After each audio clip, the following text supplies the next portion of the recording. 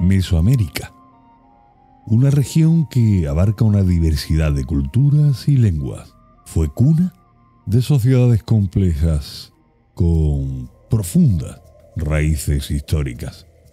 Entre las civilizaciones que florecieron en este área, los mexicas, también conocidos como los aztecas, emergieron como una de las más influyentes durante el periodo posclásico tardío.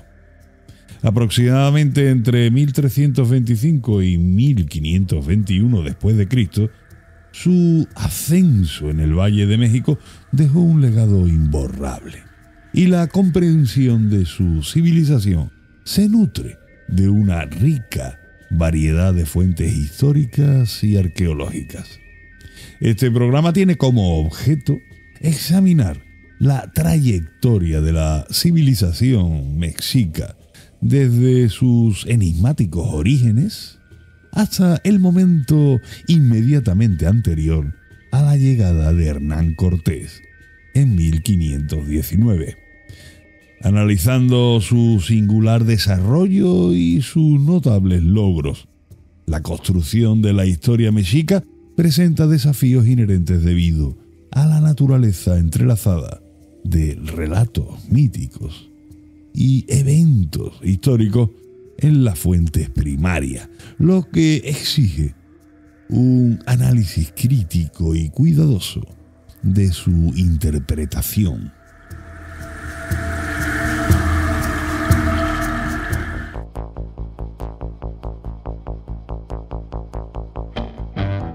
Bienvenidos un día más a nuestro canal. Soy Antonio Cruz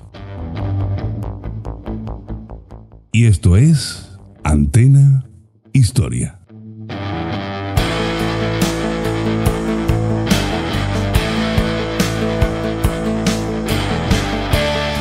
Yesterday, December 7th, 1941, a date which will live in infamy. En el día de hoy, cautivo y desarmado el Ejército Rojo, han alcanzado las tropas nacionales sus últimos objetivos militares. La guerra ha terminado.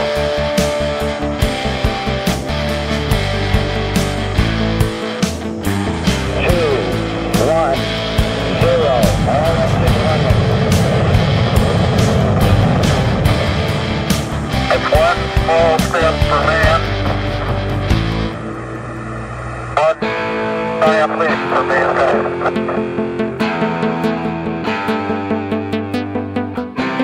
Españoles, Franco ha muerto.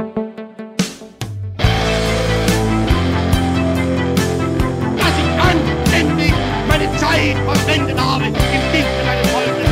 Gib du jetzt eine Stimme ab. Wenn ja, dann tritt für mich ein, so wie ich für dich eingetreten bin.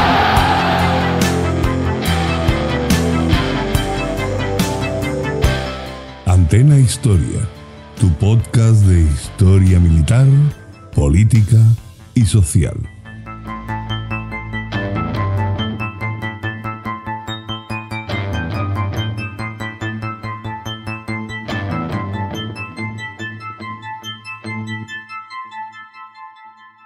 Bienvenidos a Antena Historia.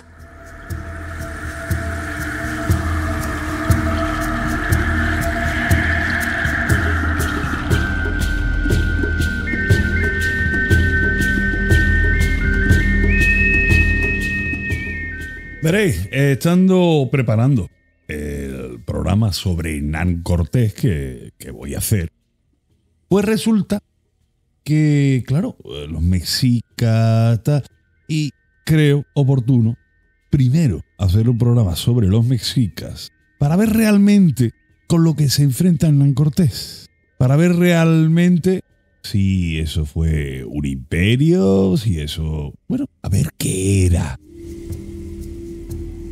Todo comienza con unos orígenes, digamos, enigmáticos, ¿no? Aztlán y los primeros mexicas. Veréis, el mito de Aztlán ocupa un lugar central en la identidad mexica, sirviendo como su narrativa fundamental, podríamos decir.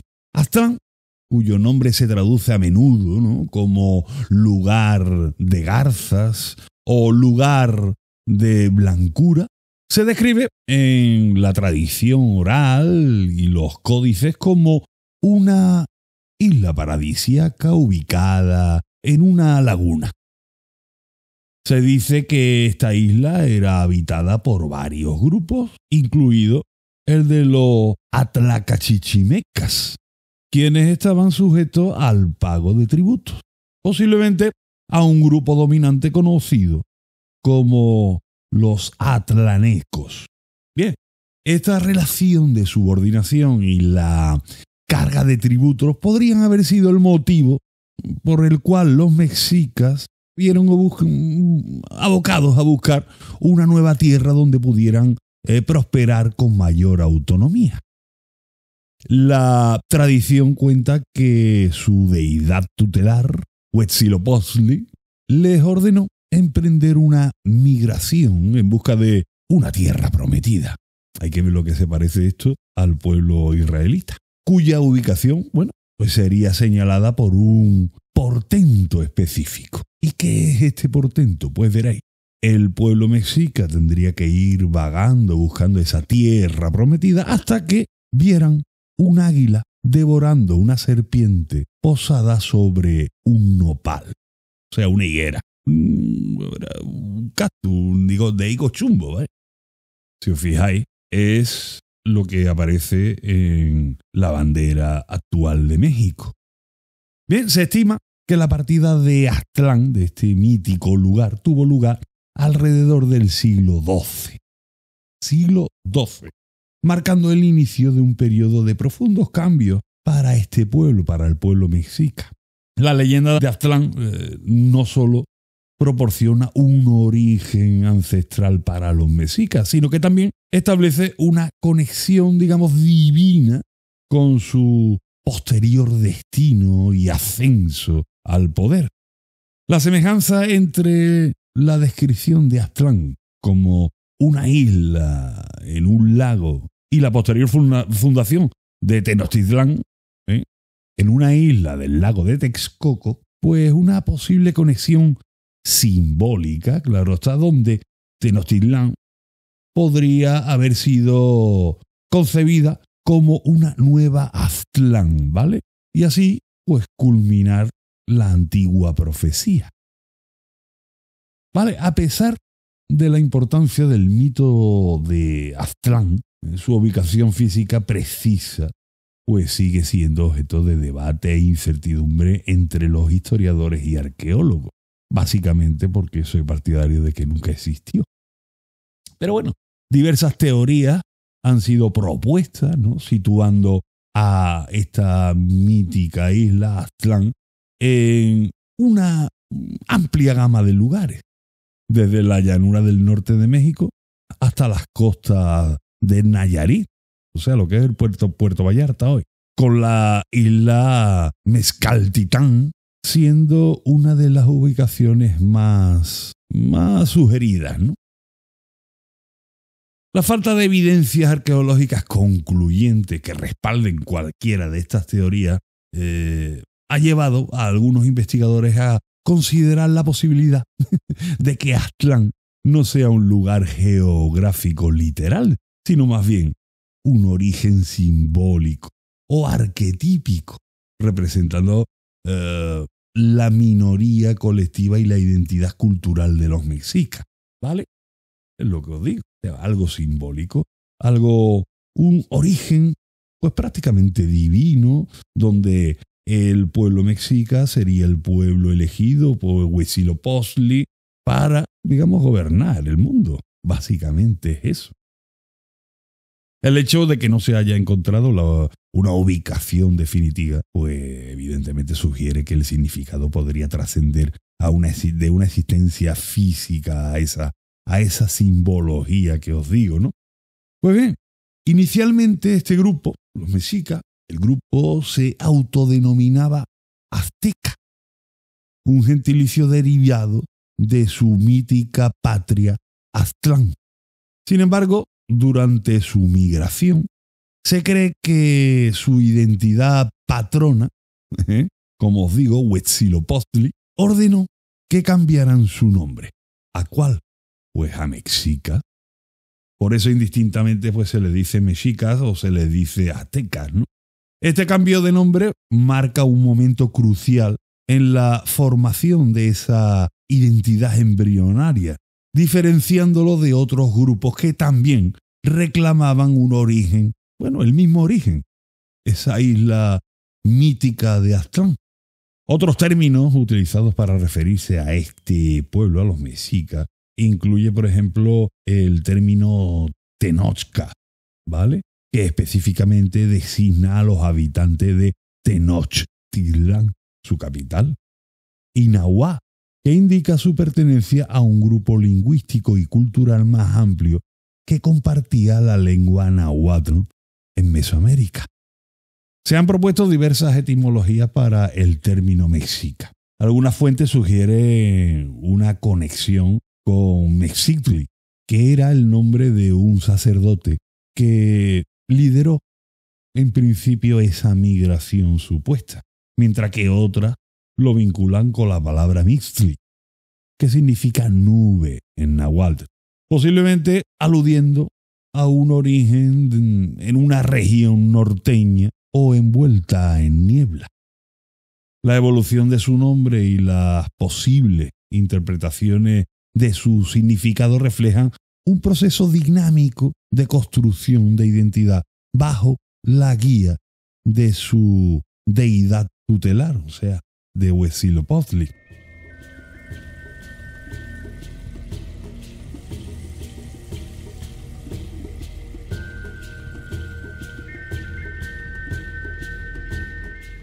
Pues como digo, esta migración, ¿no?, del pueblo mexica hacia el Valle de México es una narrativa central en su historia, imbuida de significados religiosos y proféticos, como hemos visto. Tradicionalmente se sitúa la partida de su legendaria patria, como os digo, Aztlán, alrededor del año 1111 después de Cristo, se entiende, ¿no? Según diversos registros históricos. No obstante, la cronología precisa, ¿no?, y la duración exacta de este periplo continúan siendo temas de debate académico. La fuerza motriz detrás de esta migración fue, como os he comentado, su deidad tutelar, ¿no?, Huitzilopochtli, ¿no?, quien guió sus pasos y cuya voluntad fue interpretada por sacerdotes conocidos como teomamaques, quienes portaban la imagen del dios y transmitían pues su designio.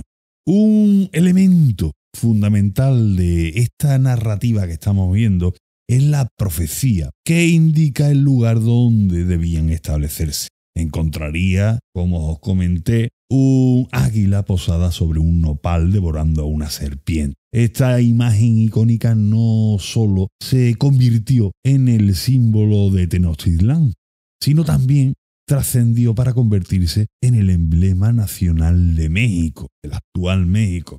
La migración fue un proceso extenso que abarcó varios siglos, aproximadamente entre el siglo XII y el siglo XIV, lo que sugiere un largo periodo de búsqueda y adaptación antes de alcanzar su destino final. La narrativa de un pueblo elegido por una deidad y en busca de su tierra prometida se convirtió en un pilar de su identidad y una poderosa justificación ideológica para su posterior ascenso al poder y su posterior abuso de los demás pueblos. Como os digo, como os dije, no suena todo esto a la historia del pueblo de Israel.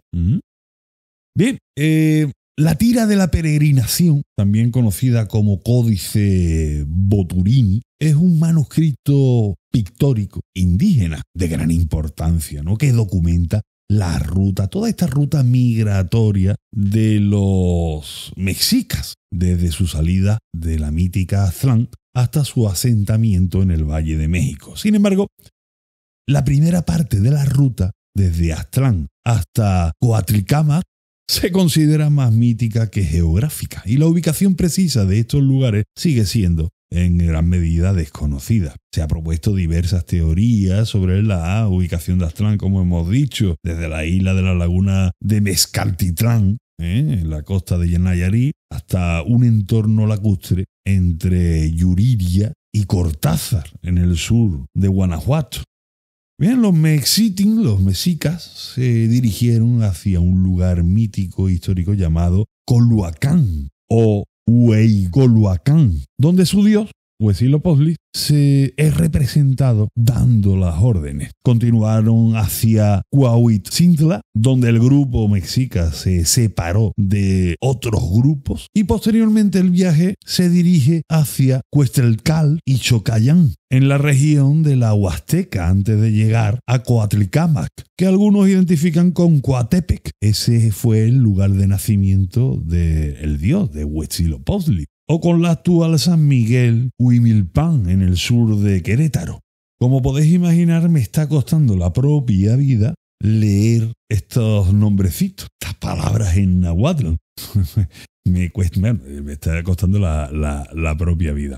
Sabéis que, el náhuatl fue la segunda lengua en el mundo con contar con una gramática propia. La primera fue la española, la castellana, ¿no? Antonio de Nebrija, y posteriormente la segunda lengua, antes que el alemán, antes que el inglés, el francés, antes que todo esto, la segunda lengua que tuvo una gramática perfectamente construida, que eso es una obra titánica, pues fue el náhuatl y tal, para que después digáis, o para que después digan que los españoles queríamos aniquilar a un pueblo que le damos una gramática para podernos comunicar con ellos.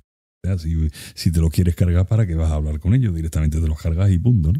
Pero bueno, como os digo, me está costando la propia vida leer estos nombrecitos, porque es que se me está haciendo la lengua un nudo. Así que os pido un poquito de árnica y comprensión, porque ya os digo, a todo el que me critique me gustaría que ellos lo tuvieran que decir. A ver cómo lo haría. Pero bueno, el siguiente punto de esta tira de la peregrinación es Toyán Xicocotitlán, lo que es Tula Hidalgo, ¿vale? Esta es la primera ubicación precisamente verificada en un mapa actual de esta peregrinación del código Boturini, ¿no? de los mexicas. Desde esta capital tolteca se movieron a través de sitios en la actual Hidalgo, llegando a Zopanco, el actual Zupango, y entrando definitivamente en la región del lago. A partir de este punto, la ruta hacia Coluacán y su asentamiento en la zona de Contitlán, lugar de la olla significa, se ha reconstruido con relativa precisión, ¿vale?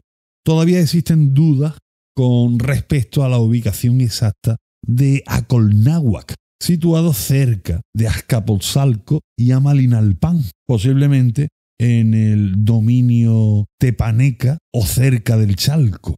En general, el relato geográfico del viaje de los mexicas en la tira de la peregrinación parece creíble, especialmente después de que entraron en los lagos de Zupango y Xaltocán. La tira prioriza el tiempo sobre el detalle espacial en las primeras secciones. La migración de los mexicas fue impulsada por una combinación de factores. Como decíamos al principio, esa supuesta pesada carga tributaria que se le imponía en Aztlán fue un motivo importante para buscar una nueva tierra donde pudieran alcanzar mayor autonomía y prosperidad. La búsqueda de la tierra prometida, dictada por Huitzilopochtli, fue la fuerza impulsora principal detrás de esta migración, ¿no? Proporcionando un poderoso ímpetu religioso e ideológico. Veréis, esto es todo simbólico, todo es mítico.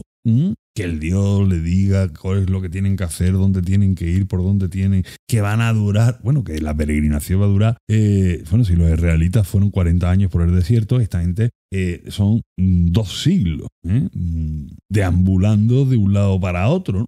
Realmente las cosas como son, o sea, la realidad de las cosas es que era una tribu del norte, bueno, lo que hoy es Estados Unidos, y bueno, ahí básicamente por la zona donde estaban los mexicas había poco o nada que comer, ¿no? Y si le empieza a crecer un pueblo, pues evidentemente necesita migrar para encontrar zonas más ricas, ¿no? Y eso es lo que le pasó simplemente. Entonces bajaron andandito hasta llegar al Valle de México. Después, claro, se crea toda esta narrativa mítica donde los dioses hablan con el pueblo elegido y tal, ¿no? Pero básicamente es eso. No tenemos de qué comer en nuestro sitio, o somos expulsados por otro pueblo más fuerte y nos tenemos que dedicar a buscarnos otro sitito para vivir. Y esto es básicamente lo que hacen los mexicas. Por eso muchas veces cuando se hablan, es que desde el punto de vista indigenista en América, es que los pueblos originarios, y yo me pregunto, ¿los pueblos originarios de dónde?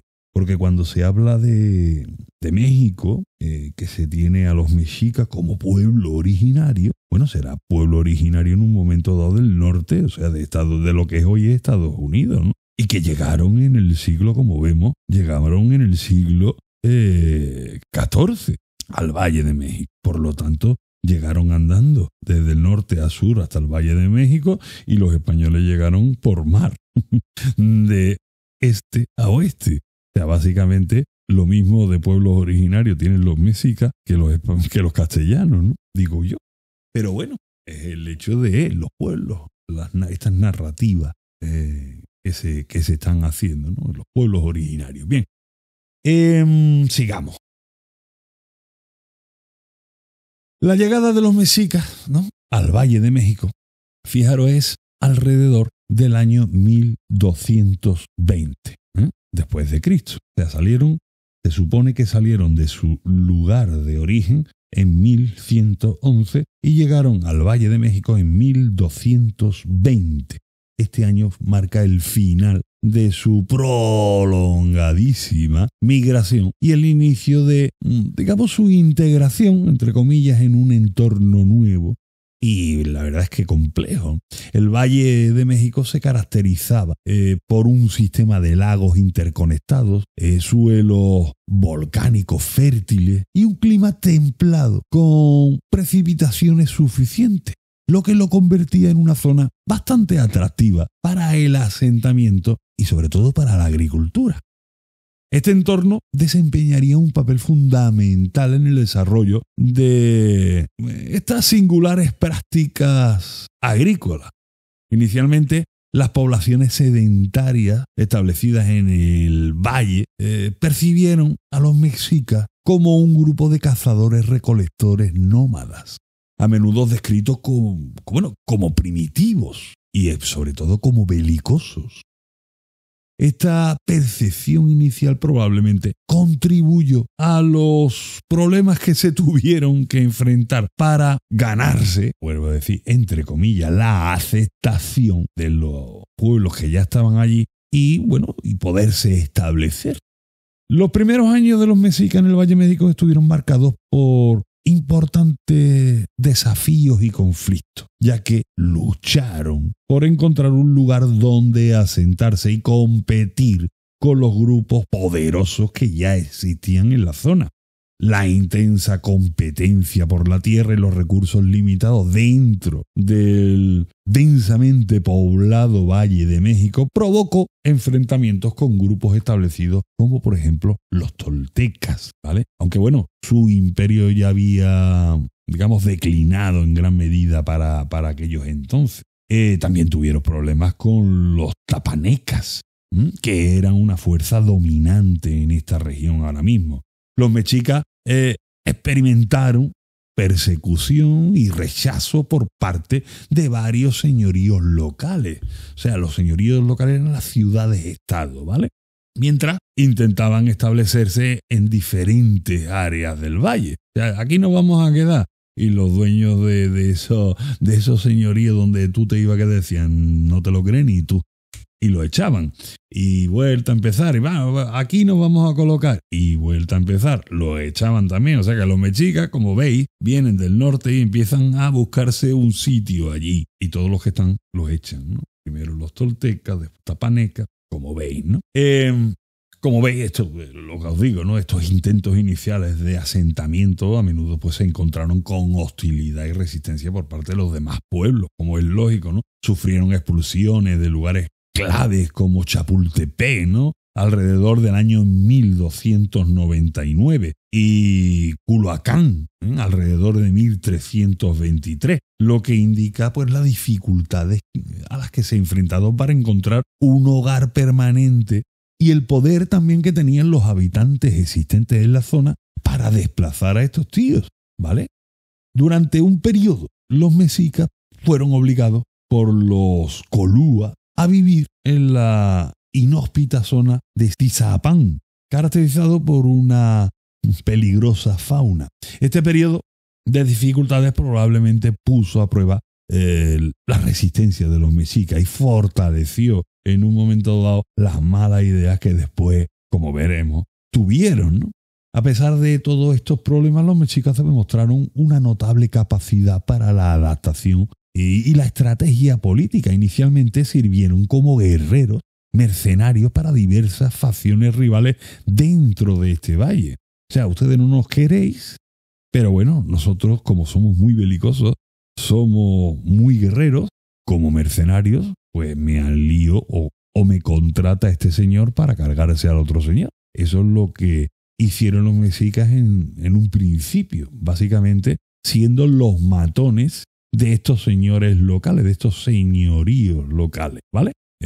Utilizando pues sus habilidades marciales para ir ganando influencia y a la vez pues ir comprendiendo la dinámica política de toda esta región. Este periodo de servicio les proporcionó pues valiosas experiencias y conexiones a los mexicas. También emplearon estratégicamente alianzas matrimoniales con grupos influyentes como los colúas y los azcapotzalcas, una práctica común en la política mesoamericana para forjar lazos y obtener prestigio social. Estas alianzas les brindaron cierto grado de integración y acceso a los recursos, ¿no? Cosa esencial para los mexicas en ese momento, ya que, como os digo, no se podían asentar en ningún sitio. Finalmente, el pueblo como tal, los mexicas, se subordinaron como tributarios del poderoso señoría de Azcapotzalco. Bien, aunque bajo su control, los mexicas probablemente fueron adquiriendo valiosas lecciones en la gobernanza y en la administración de tierras y recursos. Un momento crucial en su ascenso fue la formación de una alianza con Texcoco y Tlacopan para derrocar ¿a quién? Pues precisamente al dominio que los tenía bajo sus alas, al dominio del señor de Azcapotzalco. Esto fue alrededor de 1428. Acordaros de la fecha. Fijaros, porque parece ser, es que os voy hablando, porque como tengo tan fresco también lo de Hernán Cortés, que vuelvo a decir, estoy haciendo el programa, estoy intentando hacer el guión y tal, pues tengo todo muy fresco, estoy consultando muchas fuentes y demás. Y claro, como veis, son 1428. 1519 es cuando entra en liza Hernán Cortés en lo que hoy es México, ¿no? O sea que no estamos hablando de un pueblo ancestral, de un imperio de no sé cuántos miles de años, que es que parece ser que básicamente se comparan como si fueran el imperio de Egipto o el mesopotámico o el tal. Y como veis, estamos hablando de 1428, que es cuando, siendo protegidos por el señor de Azcapotzalco, se alían con Texcoco y Tlacopan para derrocar a el señor de Azcapotzalco, ¿vale? Y aquí es donde se establece lo que se llamó la Triple Alianza, que son los mexicas, cuando tendrán Tenochtitlán, la ciudad, los texcocanos con su ciudad Texcoco y Tlacopan. Esta será la Triple Alianza. Si recordáis, tenemos un programa hecho sobre las guerras floridas. Allí se habla de todo lo que son las guerras floridas, de esta Triple Alianza, etcétera, etcétera, ¿no? Os recomiendo que lo escuchéis, no os cuesta trabajito, lo buscáis, Guerras Floridas, y os enteráis de todo lo que había allí formado, y por qué estaba todo el mundo hasta el gorro de los señores mexicas o aztecas, como lo queráis llamar. Bien, esta alianza pues marca ese punto de inflexión en la historia mexica, impulsándolo a la cúspide del poder en el valle. Su éxito en el establecimiento en el Valle de México no se debió únicamente a su destreza militar, que también, sino también a su hábil uso de estas alianzas y su capacidad para adaptarse al complejo entorno político de la zona. Su papel inicial como mercenario, como hemos visto, después tributario, le proporcionó experiencia y las conexiones necesarias para finalmente desafiar y superar a las potencias dominantes de la zona, culminando en la formación de la Triple Alianza que sentó la base de su, entre comillas, imperio.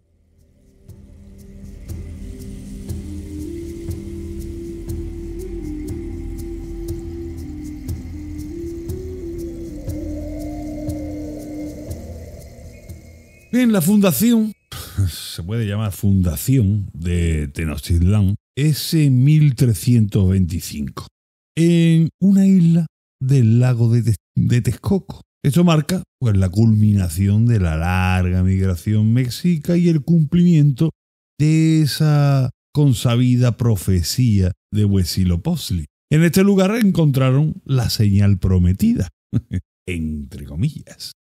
Una águila posada sobre un nopal devorando una serpiente.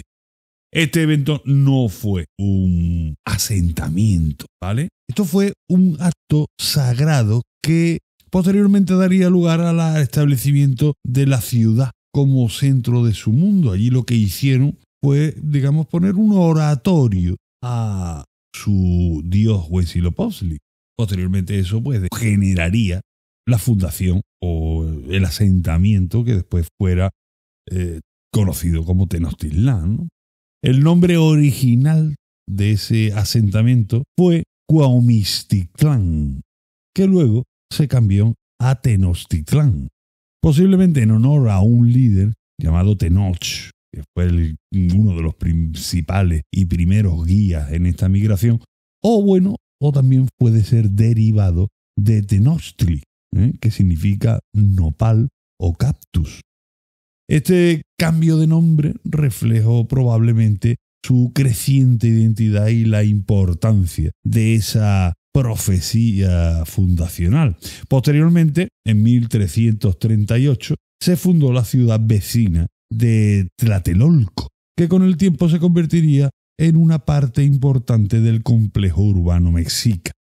Inicialmente como una identidad separada y luego integrada en la propia Tenochtitlán. La elección del islote del lago de Texcoco, basada en la visión del águila devorando una serpiente sobre un nopal, pues podemos ver o se puede revelar esta profunda conexión entre los mexicas y su, digamos, cosmovisión religiosa. Ahora mismo se me viene también a la mente de cómo, por ejemplo, Octavio Augusto, cuando llega a ser Princeps de Roma, pues claro, ve que Roma, la fundación histórica de lo que es Roma, pues no es nada grandioso, no es nada épico, no es nada religioso. Y bueno, ¿y qué es lo que hace? Pues le encarga a Virgilio la Eneida. ¿Para qué? Para ver esa fundación de Roma de una forma que viene directamente de los dioses, darle una grandeza a la propia ciudad que está gobernando Octavio Augusto. Bueno, pues esto es exactamente igual. O sea, una cosa es la historia y otra cosa es cómo se dota esa narrativa, ese envoltorio de un caramelo para que parezca todo mucho más religioso, más importante, más, volvemos a lo mismo, al pueblo elegido por su Dios. Bien, vamos a la planificación urbana inicial de Tenochtitlán demostró una notable sofisticación, adaptándose a un entorno lacustre y reflejando tanto necesidades prácticas como creencias cosmológicas. La isla se dividió en 4 grandes secciones o parcialidades, que se llamaron Moyotlán, Teopán, Atzalcoalco y Cuecopán. Se construyeron largas calzadas que conectaban la isla con tierra firme en las direcciones cardinales: Tepeyac al norte, Iztapalapa al sur y Tacuba al oeste. Estas calzadas facilitaban el transporte, el comercio y sobre todo la defensa. En el centro de la ciudad se erigió un templo inicial, probablemente modesto, dedicado a su deidad patronal, a Huitzilopochtli. Este templo evolucionaría hasta convertirse en el magnífico Templo Mayor, el corazón del poder religioso y político de los mexicas. Un elemento crucial del desarrollo temprano de Tenochtitlán fue la extensa utilización de chinapas. Y usted dirá, ¿qué es una chinapa? Pues son unas islas agrícolas artificiales creadas en las aguas poco profundas del lago.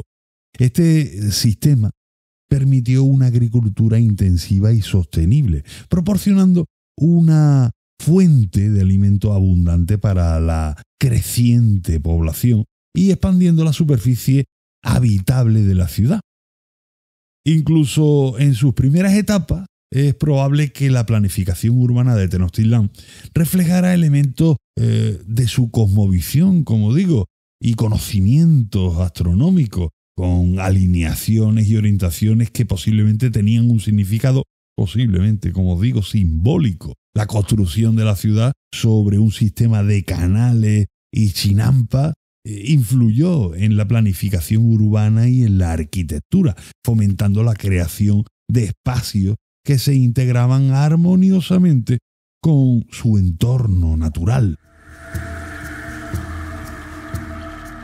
Los primeros sistemas de gobierno de Tenochtitlán fue una continuación de la organización tribal mexica, centrada en los calpullis, unidades sociales y territoriales basadas en el parentesco, lo que podrían ser los clanes, ¿vale? Para que no entendamos, los clanes, por ejemplo, escoceses, ¿no? Cada calpulli, o sea, cada clan, ¿no?, probablemente mantenía su propia gobernanza interna y su liderazgo. Durante su migración y asentamiento inicial, los mexicas fueron a menudo liderados por caudillos, capitanes o líderes guerreros, ¿no?, en este caso, y teomamaques, o sacerdotes, que transportaban y servían a Huitzilopochtli en lugar de un solo gobernante, por ejemplo.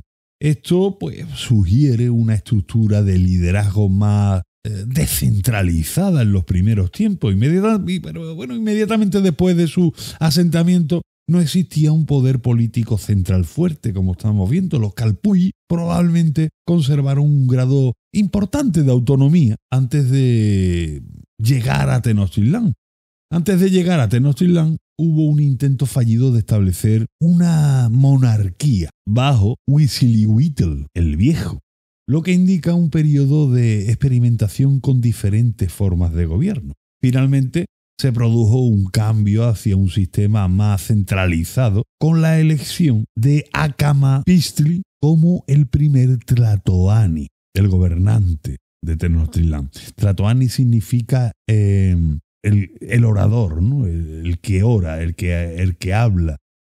Se cree que esto ocurre a través de alianzas matrimoniales estratégicas con el linaje establecido de Culhuacán, lo que otorgó, una legitimidad a la nueva dinastía mexica. El establecimiento del Tlatoani marcó un paso crucial en la consolidación del poder mexica y el desarrollo de una entidad política unificada. La influencia de grupos que ya estaban establecidos allí, ¿no?, como los Culúa, es bastante importante en esta transición de la gobernanza anterior a este sistema centralizado.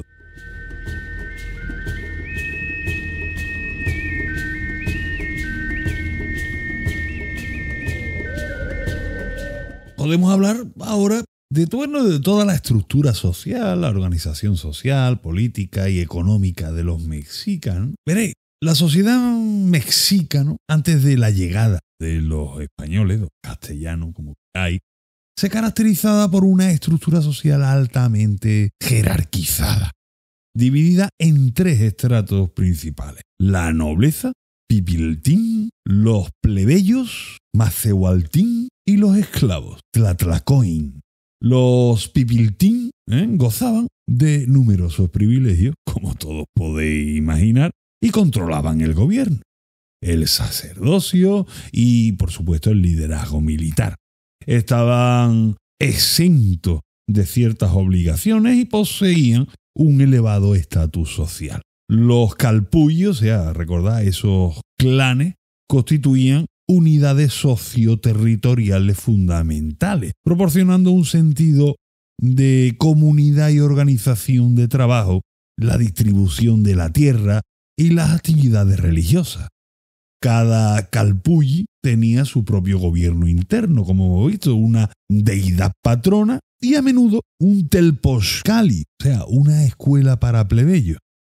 Existía cierta movilidad social a través del logro, sobre todo militar, donde los plebeyos que demostraban un valor y una habilidad excepcional en la guerra podían ascender al estatus noble como caupipiltín, o sea, un noble águila, por ejemplo. Sin embargo, los nacehualtín, que constituían la mayoría de la población, estaban obligados a pagar tributos y proporcionar mano de obra a la nobleza y, por supuesto, al Estado. También se enfrentaban a limitaciones en su vestimenta y en la construcción de sus viviendas, que tenían que ser bastante humildes, lo que reflejaba pues su posición social inferior. Y eso, se tenía que notar. El sistema político mexica estaba centrado en el Tlatoani, el gran orador, quien ejercía como gobernante supremo con autoridad política, militar y religiosa. El Tlatoani era elegido entre el linaje noble por un consejo. O sea, no era una monarquía hereditaria, digamos, ¿no? O sea, dentro, por supuesto, era elegido, pero siempre dentro de este linaje de nobles. El Cihuacóatl actuaba como un estrecho consejero y a menudo como regente en ausencia del Tlatoani, ejerciendo un poder considerable y supervisando la administración, los asuntos religiosos y también las apelaciones judiciales, por ejemplo. Existía un Consejo Supremo compuesto por nobles, lógicamente de alto rango, que asesoraban al Tlatoani en importantes asuntos de Estado, incluyendo la guerra, la justicia y la economía. Otros funcionarios políticos claves incluían al Tlacoxcatl y al Tlacatecatl, o sea, el jefe del ejército. Aquí con esta palabra ya me va a dar un chungo. Huitzahuatlailotlac y al Tizociahuacatl, jueces principales. Al Cuautlatoani, o sea, gobernadores militares de provincia. Al Calpisqui, supervisores de tributos. Y al Tecutli, o sea, los señores nobles. Ahora tengo que descansar la lengua porque me acabo de romper el frenillo.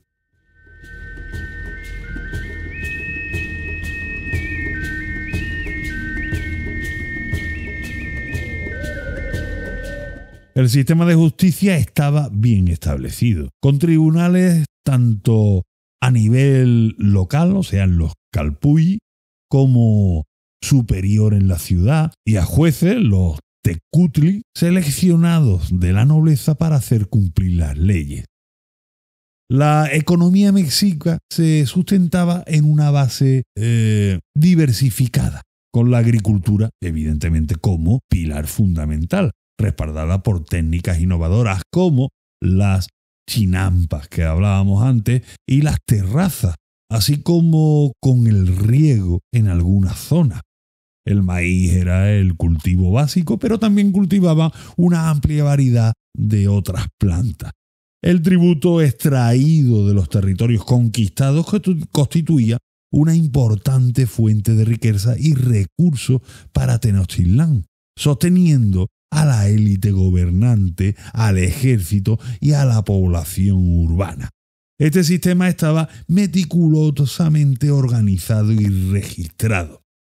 Los mexicas mantenían activas y extensas redes comerciales, tanto dentro del Valle de México como a través de las largas expediciones realizadas por comerciantes especializados conocidos como los postecas. Estos comerciantes intercambiaban una amplia gama de bienes, incluyendo artículos de lujo. Las formas de moneda utilizadas en la sociedad mexica incluían granos de cacao, una mercancía muy valorada, mantas de algodón, los cuatli, y en menor medida polvo de oro, hachas de cobre y piezas de estaño. Los granos de cacao servían como un medio de intercambio ampliamente aceptado, como hemos dicho. Los mercados, los tianguis, eran vibrantes y bulliciosos, siendo el mercado de Tlatelolco particularmente famoso por su tamaño y la variedad de bienes ofrecidos. Estos mercados eran fundamentales para la vida económica y social de los mexicas. La producción artesanal desempeñaba un papel también bastante importante, con muchos individuos especializados en la creación de bienes para el consumo doméstico y el comercio, incluyendo artículos hechos de obsidiana, textiles y cerámica. La propiedad de la tierra se dividía en tierras pertenecientes a la clase dominante, claro está, tierras públicas que sostenían las instituciones y tierras comunales, la de los calpulli, que estaban trabajadas, por supuesto, por los plebeyos. Como veis, estamos frente, lo que pasa es que hay mucha gente que cuando se le dice esto, se ofenden, yo no lo entiendo. Pero bueno, como estáis viendo, estamos ante una sociedad de la edad de piedra, ¿vale? Ahora mismo parece ser que, bueno, con imágenes de esta de inteligencia artificial, que se ven las pirámides y tal de los mexicas y las naves espaciales, prácticamente se creen que los mexicas estaban rozando el extenderse por la galaxia prácticamente, y estamos hablando realmente de una sociedad de la edad de piedra, y no es menospreciable, era bastante avanzada, pero dentro de la edad de piedra, ¿no? Se dice, no, es que los mexicas ya conocían el cero. Bueno, y en Sumeria también se conocía. No, es que los mexicas hacían pirámides. Bueno, y en Egipto también. O sea, estamos hablando de sociedades de ese tipo. Después veremos, cuando ya haga el programa de Hernán Cortés, cómo esa confrontación entre una sociedad, y además la más tecnológica que había en este momento, que era la España del siglo XVI, entra en conflicto con esta sociedad de la edad de piedra avanzada, pero para la edad de piedra, ¿vale?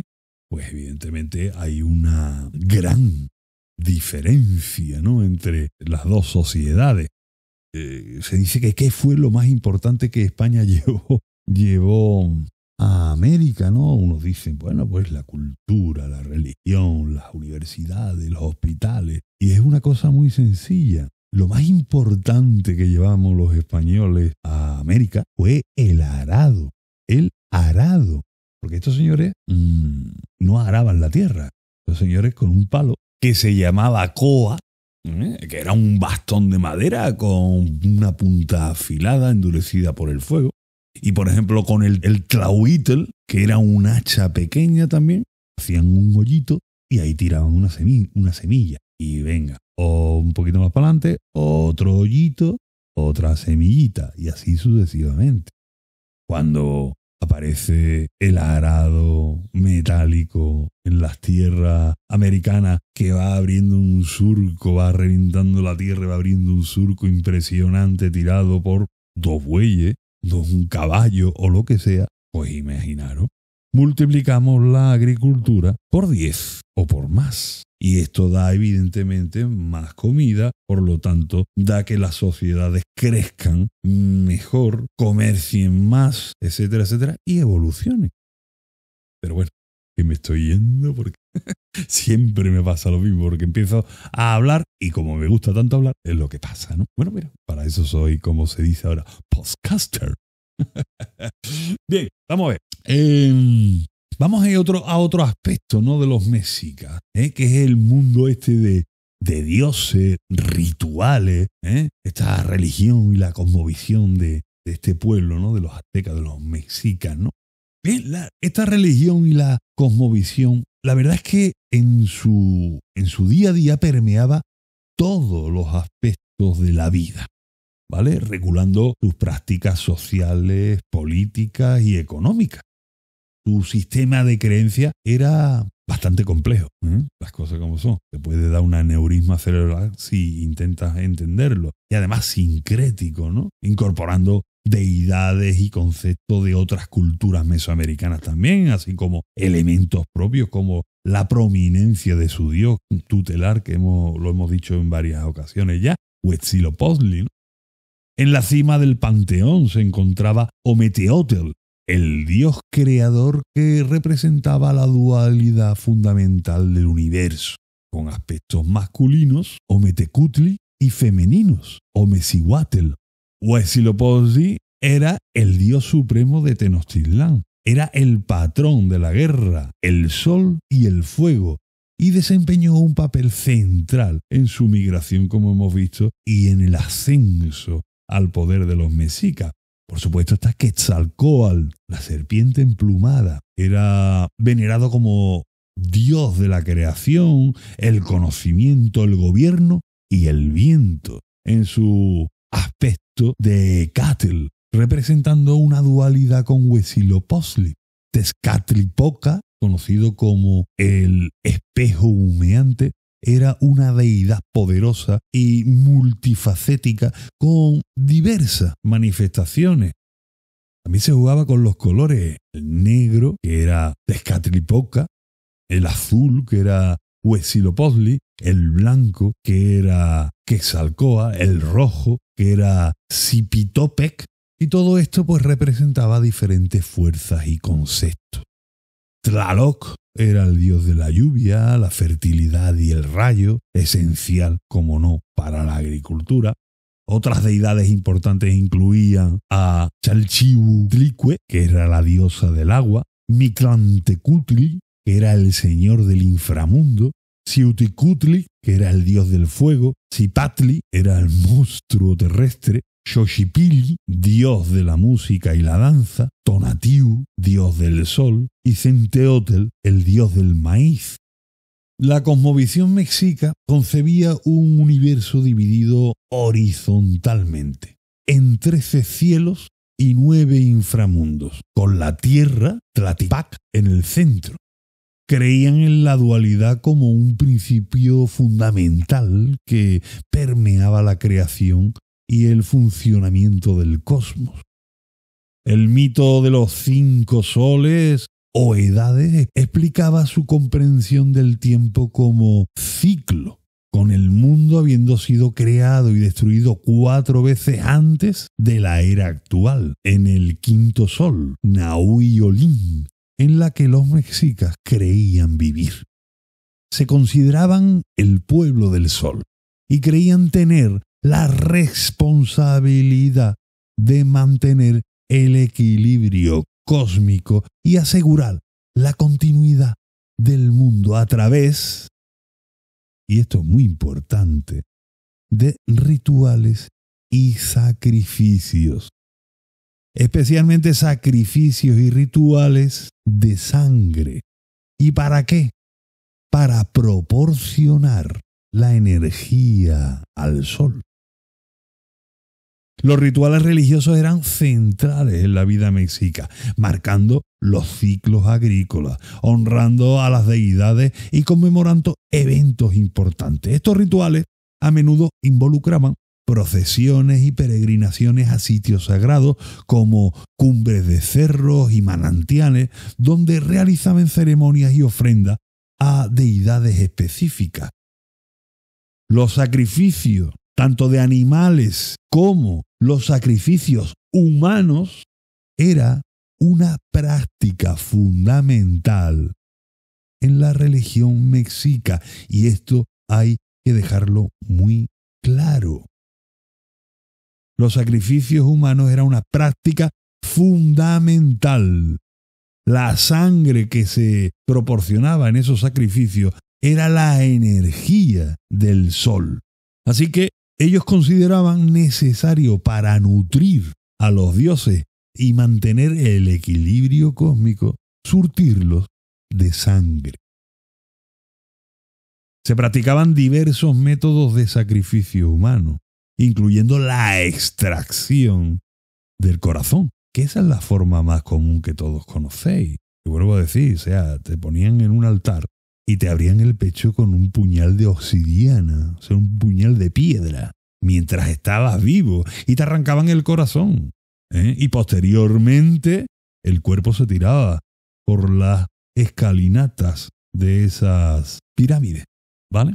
Este es el más conocido, pero estaba la decapitación también. Depende de la fiesta, depende de al dios que se le daba estos sacrificios, pues así mataban al reo. Estaba la decapitación, el sacrificio con flechas, se quemaban vivos a las personas, eso entre otros. Cada uno a menudo asociados con eso, como os digo, con la deidad y ritual específico a la que se sacrificaba el reo. Existen evidencias también de canibalismo. ¿Canibalismo ritual? Sí, pero de canibalismo, ¿no? A menudo vinculados a ceremonias religiosas específicas y a la creencia de absorber el poder del sacrificado. Por eso están las guerras floridas. Eran conflictos ritualizados cuyo objetivo era capturar, no matar, capturar prisioneros específicamente para el sacrificio, lo que resaltaba la estrecha relación entre la guerra y la práctica religiosa, en este caso de los mexicas. Pero oye, no se sacrificaban mexicas, ¿no? O sea, no había una cola de mexicas encantados ofreciéndose para ser sacrificados a su dios y ser la energía del sol. No, se sacrificaban a tlaxcaltecas, a texcocanos, etc. Hay unos datos que son espeluznantes, ya os digo. Ya lo daré cuando hablemos de Hernán Cortés en otro próximo programa. Pero como veis, rituales, sacrificios, sangre y canibalismo. En fin.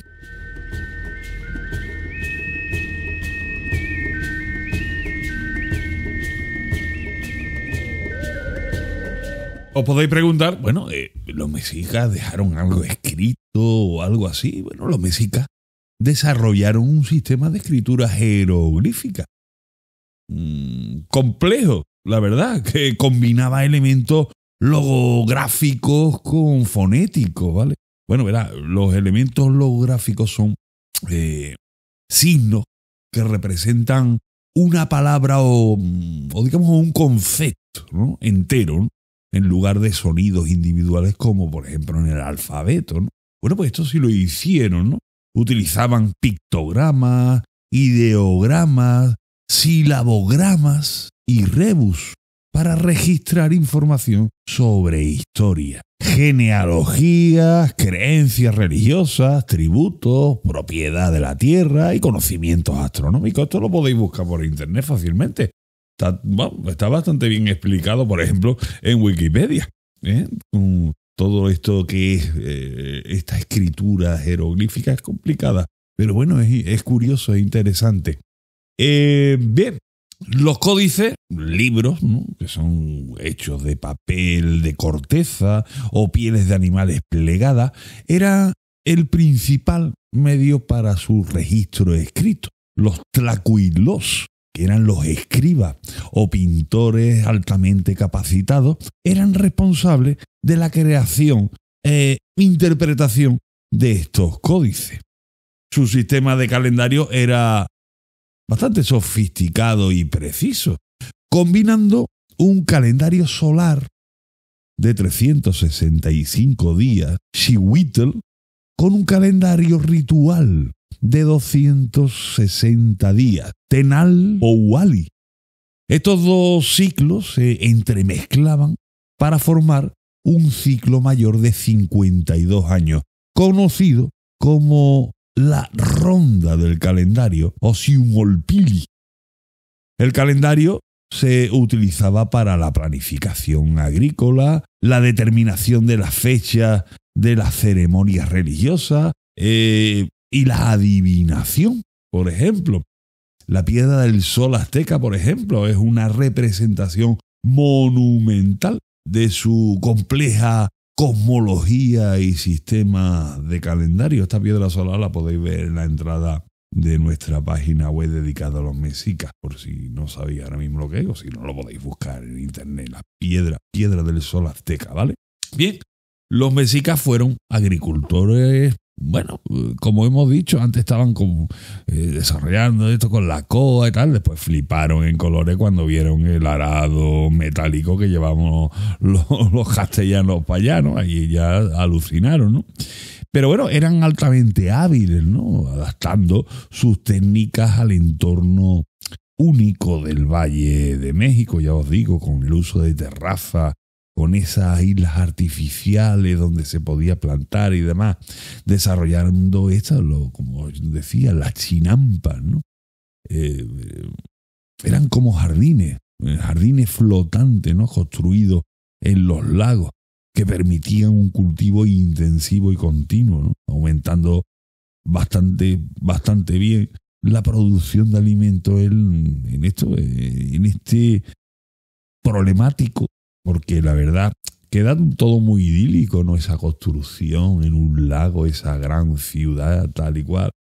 Pero el entorno lacustre es bastante jodidillo. Daros cuenta la cantidad de mosquitos, de malaria que tenía que haber, de todo, ¿no? Bichos varios, ¿no?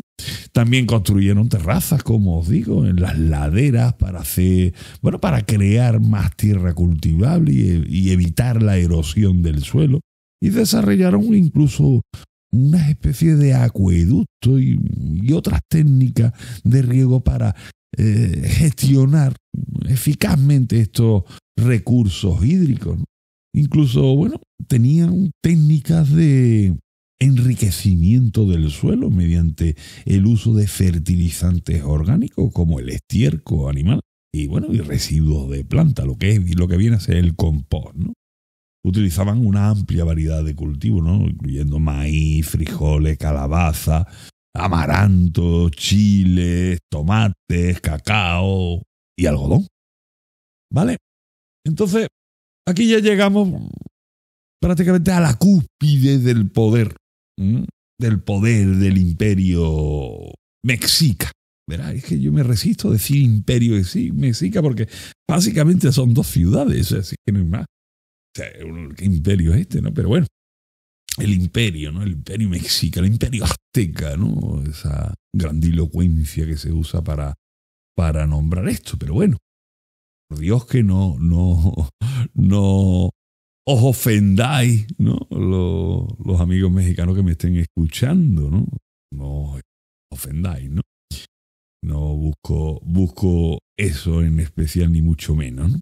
Bien, como os digo, esta cúspide del poder es la formación de esa trípode alianza que os comenté en 1428, que sienta, digamos, las bases para ese imperio, mexica, ¿no?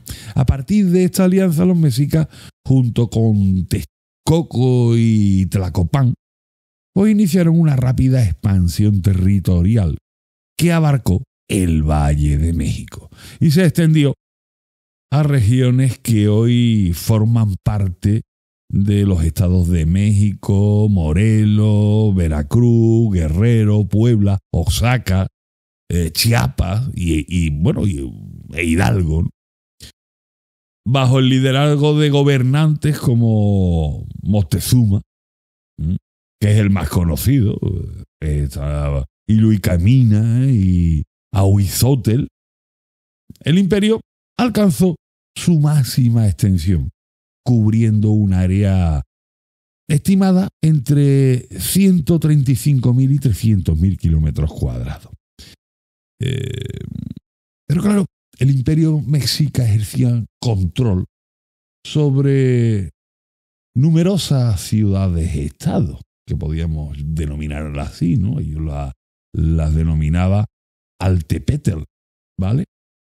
Y por supuesto sobre grupos étnicos. El tributo era el principal mecanismo de control y explotación económica. Los pueblos dominados estaban obligados a pagar tributo en diversos bienes, incluyendo productos agrícolas, maíz, frijoles, o textiles, materiales preciosos como el oro, artesanías e incluso tierras, ¿no? El tributo se recolectaba cada 3 meses, coincidiendo con los principales festivales del calendario. Se mantenían registros detallados del tributo pagado y existían consecuencias para el incumplimiento del pago. Aunque el imperio mexica ejercía un poder e influencia importante, su control no era absoluto. En algunas áreas mantenían una hegemonía en lugar de un dominio imperial, podríamos decir, directo, lo que implicaba relaciones complejas con otros señoríos. Existían señoríos independientes como Tlaxcala. Y digo Tlaxcala de esta forma porque son importantísimos, como lo veremos en el programa sobre Hernán Cortés. Tlaxcala, que a mi juicio México se debería de llamar Tlaxcala, no México, pero bueno, eso es opinión personal, porque fue el pueblo más importante de toda la zona, con diferencia. Pues bien, eran estos señoríos independientes como el de Tlaxcala, por ejemplo, y los purépechas, por ejemplo, también, que se resistían a esa dominación mexica. A pesar de su poderío, la llegada de los españoles representó la liberación para muchos, porque a México, que todavía no existe, pero bueno, es por simplificar, lo que se llama la conquista de México por parte de Hernán Cortés, realmente no es tal, porque se conmemora la caída de una ciudad, de Tenochtitlán, simplemente. Y a partir de ahí, que además cae por un ejército impresionante de tribus del Valle de México, de tlaxcaltecas, de purépechas, de texcocanos, de huovoxingas, de un montón de pueblos que ya no pueden más con la opresión mexica, son amalgamados, eso sí, por un tío súper inteligente como fue Hernán Cortés. Y juntos hicieron caer a este imperio mexica, a este imperio azteca, el 13 de agosto de 1521, que es cuando cae Tenochtitlán. Y es el nacimiento de lo que posteriormente será el virreinato de Nueva España y posteriormente México, ¿vale? Aquí es donde se funda México, en esta gran comunión entre pueblos oprimidos por los mexicas que se unen a los españoles, o castellanos, como queráis llamarlo, para acabar con el poder opresor de los mexicas. Y así termina la historia de ese pueblo. Hoy día en México no hay ningún descendiente de mexicas. Los mexicas eran 200.000. No eran más. Eran 200.000. Básicamente como eran por ejemplo, los visigodos en España. en Hispania, en la Hispania romana, cuando llegan los visigodos, son 200.000. Hay toda una población hispano-romana y la invasión visigoda son 200.000, que no se mezclan con la Hispania hispano-romana, ¿vale? Pues aquí pasa exactamente igual. Son 200.000 mexicas que, recordemos, han venido desde el norte, desde la zona de Utah, ¿eh? Han venido desde el norte andando, han llegado al Valle de México, se han quedado con el Valle de México, o sea, lo han conquistado y encima han oprimido y explotado a todos los pueblos que ya estaban allí.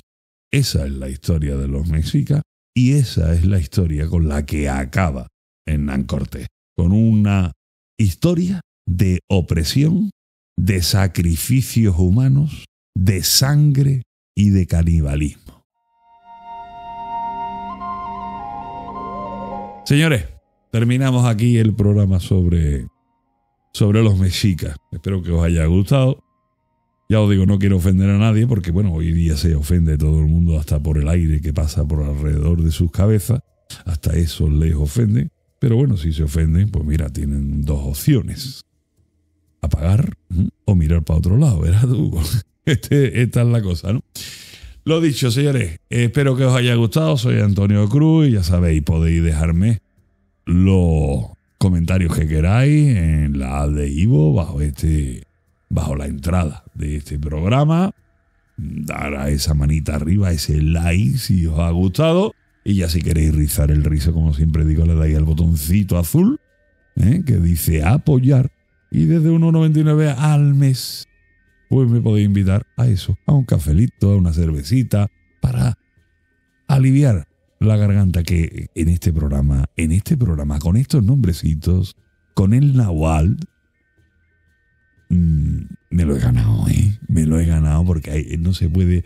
Yo prefiero hacer un programa sobre japoneses con nombres japoneses que no con esto, porque es que literalmente se me liaba la lengua, era una cosa mala. Señores, lo dicho, con esto y un bizcocho terminamos el programa sobre los mexicas y hasta mañana a las 8. Adiós.